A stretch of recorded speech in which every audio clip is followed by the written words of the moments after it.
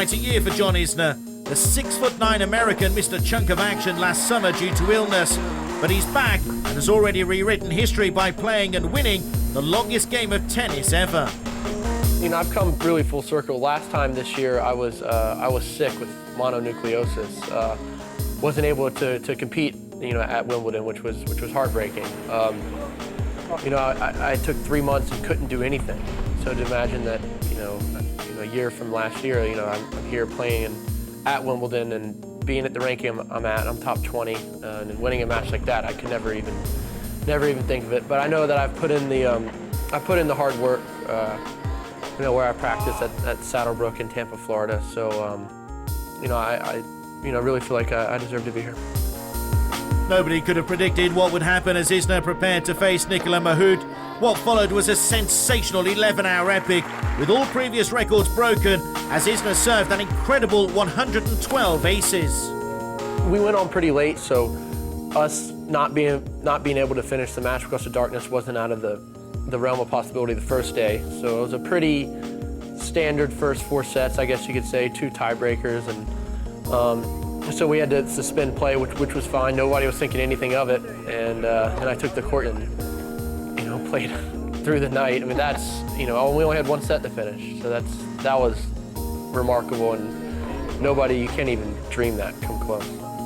He wasn't surprised by the gallant way Mahut accepted defeat. He's a class act. I knew that going into the match. He's a guy that, you know, we don't really talk to each other that much at tournaments. You know, we're not at the same tournaments all that much. I mean, but I know he's a nice guy, and you know, I expected, you know, even what he was doing out there yesterday, I wasn't surprised. The way he was playing, the way he was competing, the way he was acting, that's who he is. So it was a pleasure to share the court with him. The media interest has been huge, and he's become a household name. A lot of friends and family are texting me and writing me. I'm trying to get back to him as much as possible. But you know, it was really neat to be a part of that match today. Surprisingly, one of the biggest names on the tour took pity on Isner and went out to get him some much-needed food. Andy Roddick left the locker room, got takeout food for me, came back and brought it for, you know, myself, my coach, and the trainer I'm with. Just everything, pizza, mashed potatoes, I mean, just all sorts of just carbs and food. So it was, that was really, really nice of Andy. He kind of saved the night. So who is John Isner? He's a tremendous talent, huge serve, big game, and the biggest thing for him is he's worked on his weaknesses. When he came out on tour, he had a big serve, but not much else, and now he's got a big forehand. He volleys much better than he used to, and he moves and competes a lot harder, which is a great credit to him and his coach. The upwardly mobile big hitter shows no signs of slowing. Isner has broken the top 20. His relationship with coach Craig BOYNTON has been a key factor. They've now been working successfully together since March 2009. I think with Craig, he's able to, ever since I started working with him, he's been able to utilize my weapons a lot better than I was before, and that's with my serve and from the baseline dictating play with my forehand. So that's what we've worked on a lot, and that it's helped. He's put in the work. He's got good people around him, but he's the one that's put in the work, and he's the one that deserves all the credit for his success. Being 6'9", height is an obvious advantage for the 25-year-old. The speed and accuracy of his first serve means it's not only difficult to return, but almost impossible to reach. It's been called the biggest serve in tennis right now. His biggest weapon, though, is hardly a secret. Without a doubt, it's what keeps me in most of the matches. If I'm not playing too well in the other areas of my game, more times than not, you know, I'm going to have a look to win the match because my serve is keeping me in it. If you want clarification, ask someone who's been on the receiving end. Yeah, Isner's a tough opponent all the time, purely because his serve comes down at such a different height to most guys on tour, so it's a matter of trying to get as many balls back as possible and making him play that extra shot. This year, Isner has made the transition from being a promising prospect to becoming a genuine challenger. Auckland was the venue for his first ATP title, beating Frenchman Arnaud Clément in the final. The signs are that Isner may yet challenge Andy Roddick as America's #1.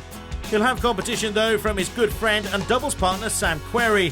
Querrey beat Isner in both of his 2 subsequent finals. The taller of the two, Isner currently just edges Querrey in the ATP rankings.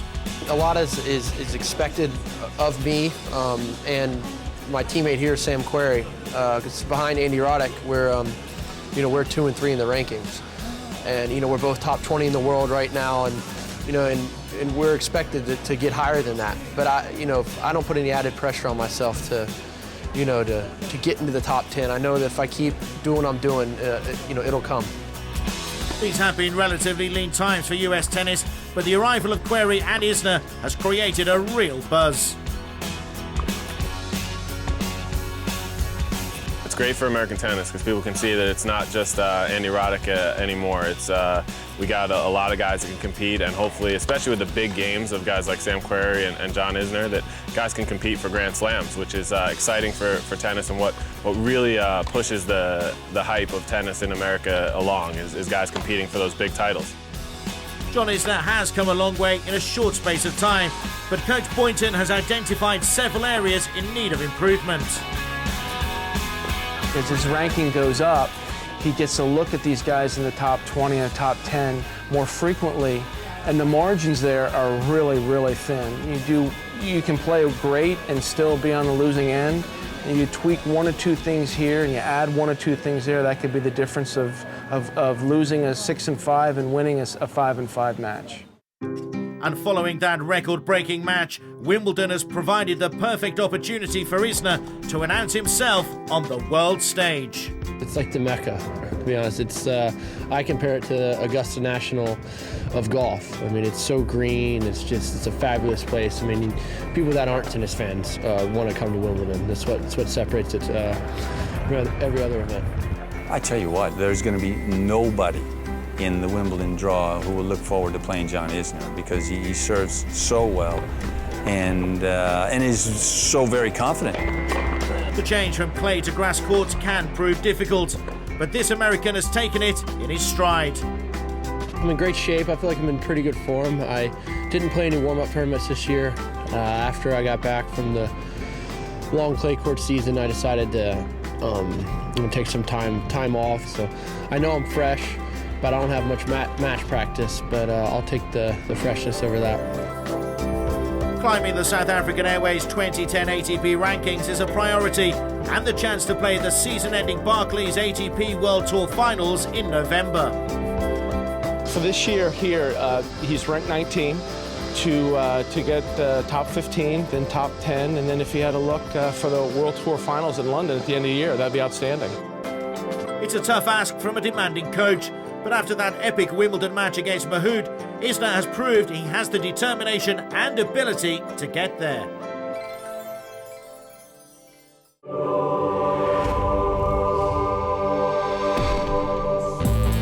Next week on ATP World Tour Uncovered, we'll bring you a full report from London SW19 as Wimbledon reaches a dramatic climax. Could Roger win his record-equaling 7th title? And after that thrilling second-round encounter with Rafa Nadal, we speak to Holland's Robin Haas as he continues on his road to recovery. Until then, don't forget to log on to ATPWorldTour.com for your 24/7 breaking news. See you next week.